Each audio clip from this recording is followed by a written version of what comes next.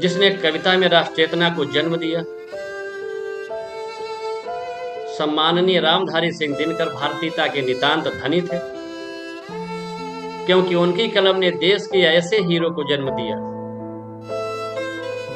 जिसने अपनी गौरव गाथा किसी ऊंचे कुल स्वर्णिम लेखनी से नहीं बल्कि अपनी धमनियों के रक्त से लिखा। वो समाज के ठुकराए हुए दीन तबके से था, राजवंशी होकर जिसने सारे जीवन अवैध संतान होने का दंड सहा।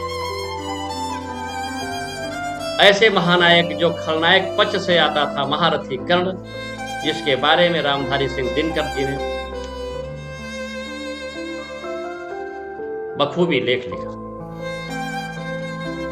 हो सकता है रश्मिरथी की ये भाषा कहीं कहीं आपको समझ में नहीं आए, परंतु यह भाषा हिंदी ही तो है जो आपकी भाषा है।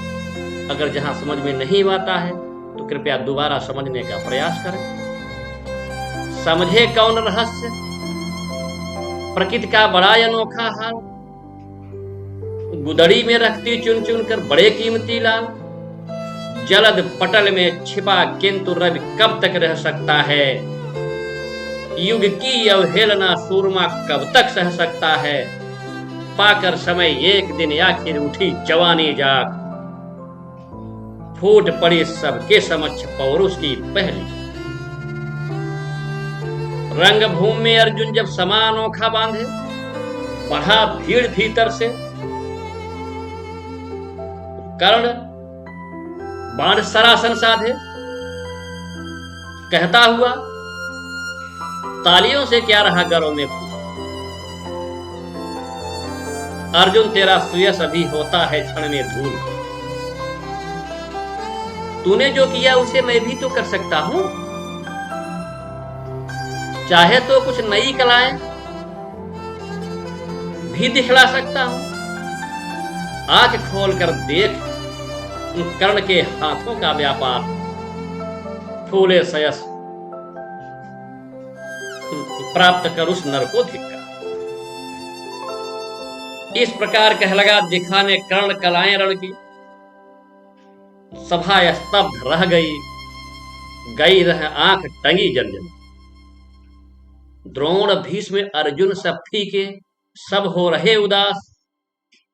एक सुयोधन बढ़ा बोलते हुए वीर साहस। द्वंद्व युद्ध को कर्ण फिर से पार्थ के लिए ललकारा। अर्जुन को चुप रहने का गुरु ने किया इशारा। कृपाचार्य ने कहा सुनो हे वीर युवक अनजान, भरत वंश अतवंश पांडु की अर्जुन है संतान। क्षत्रिय है यह राजपुत्र है, यूं ही नहीं लड़ेगा। जिस दिस से हाथापाई में ये कैसे कूद पड़ेगा। अर्जुन से लड़ना हो तो मत कहो सभा में मौन। नाम धाम कुछ कहो, बताओ कि तुम जाति हो।